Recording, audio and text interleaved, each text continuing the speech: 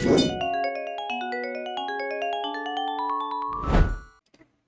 Eric Polley at ericpolley.com, and we have 80 seconds to add some essential graphics in Premiere Pro. So let's open up Premiere. I'm just going to open up a folder and drag and drop a video right into the timeline. That gives us a little something to work with.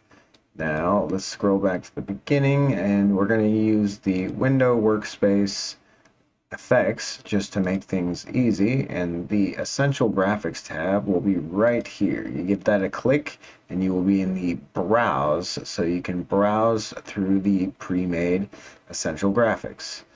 I'm just gonna go ahead and pick one. Let's pick it, drag it and drop it right into the timeline where we want it to be. I can just drag my video over so then they are not overlapping each other.